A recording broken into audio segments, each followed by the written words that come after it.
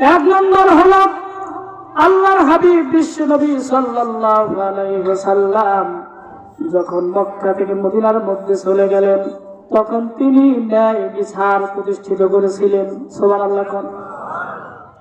সম্মানিত উপস্থিতি, আমরা দেখেছি বাংলাদেশে 17টি বছর কোন বাংলাদেশের মধ্যে ন্যায় বিচার ছিল না।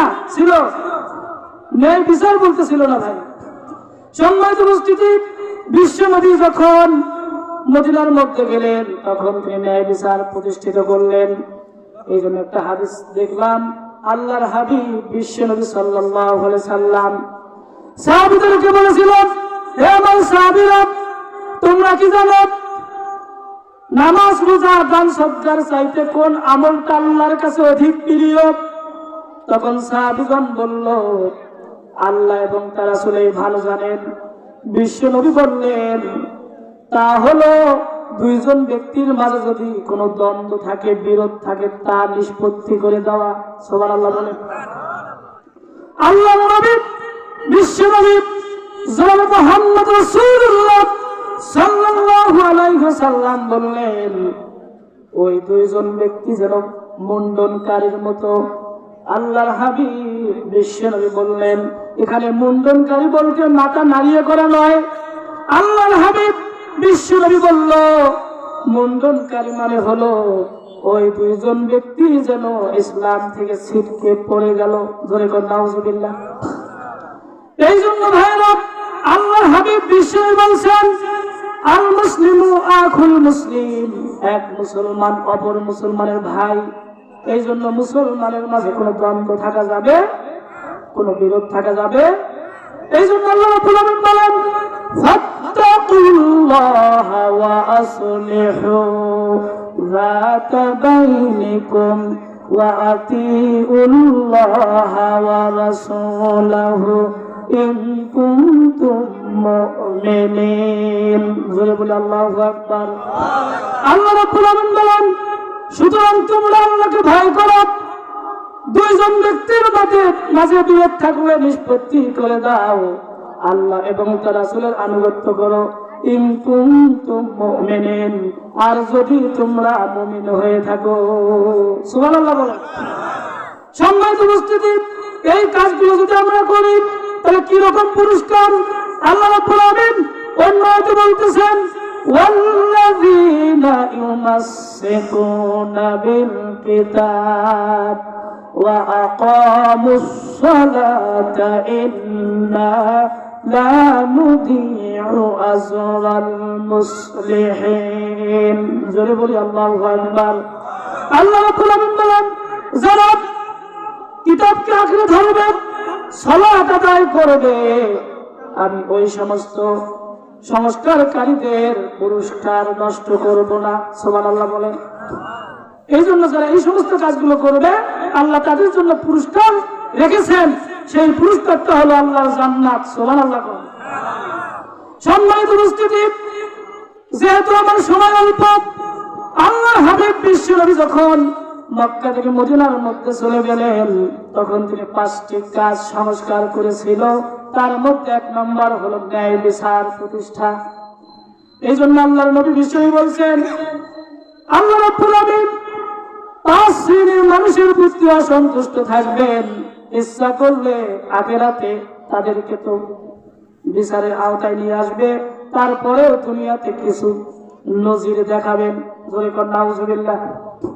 তার মধ্যে 1 নম্বর হলো ওই সম্প্রদায়ের সরকার বা ওই দেশের সরকার যারা জুলুমকারী, যারা জনগণের উপর অত্যাচার করে, জুলুম করে, নির্যাতন করে। আজকে দেখা যাচ্ছে এই যে 8ই ডিসেম্বর, এই যে সিরিয়ার এই যে প্রধানমন্ত্রীর নাম হলো আসাদ, তিনি কিন্তু পালিয়ে গেছে। ঠিক কিনা বলেন? শুধু তিনি নয়, এই বাংলাদেশে দেখেন স্বৈরাচার পালাইছে। ঠিক কিনা? আল্লাহ তোমার দরবারেতে হাজার শুকরিয়া, স্বৈরাচার পালাইছে দেশটা ছাড়িয়া, সকলের মুখে হাসি আসলো ফিরিয়া। ঠিক কিনা? বুবু বুবু পালাইছে দেশটা ছাড়িয়া, সকলের মুখে হাসি আসলো ফিরিয়া। কথা কন না কেন ভাই? কোথায় আওয়ামী লীগ, কোথায় কাদের কাকা, কোথায় গেল সেই জালেমের গরম গরম কথা। খেলা হবে, খেলা হবে, খেলা হবে বলে কাকা গেল পালাইয়া, সৈয়াসার পালাইছে দেশটা ছাড়িয়া, বুবু বুবু পালাইছে দেশটা ছাড়িয়া। কথা কোন ঠিক কিনা? সম্মানিত উপস্থিতি, তাহলে 5 শ্রেণীর মানুষের প্রতি আল্লাহ সন্তুষ্ট থাকবেন। 1 নম্বর, ওই দেশের সরকার যে সরকার জালেম হয়। 2 নম্বর, ওই দেশের বিচারক যারা বিচার ন্যায় বিচারের শহীদ করে না, যারা নির্দোষ তাদের পক্ষপাতিত্ব নেয় না, যারা দোষী তাদের পক্ষপাতিত্ব নেয়। আমরা 70 বছর দেখেছি বাংলার জমিনে কোন ন্যায় বিচার ছিল না, তো ছিলই না। যারা নির্দোষ তাদের উপর মামলা দিয়ে জেলখানায় ঢুকেছিল। কথা বল না কেন? এমনকি সবচাইতে আপনারা তো জানেন, এই যে জামাত ইসলামের উপর সবচেয়ে বেশি নির্যাতিত হয়েছে। কথা কন ঠিক কিনা? অনেক নেতাদেরকে ফাঁসির কাছে ঝুলিয়ে শহীদ করা হয়েছে। কথা কন না কেন ভাই? সম্মানিত উপস্থিতি, 3 নম্বর হলো ওই মালিক যে মালিক শ্রমিকের সাথে প্রতারণা করে। অথচ আল্লাহ রাসূল বলেছেন,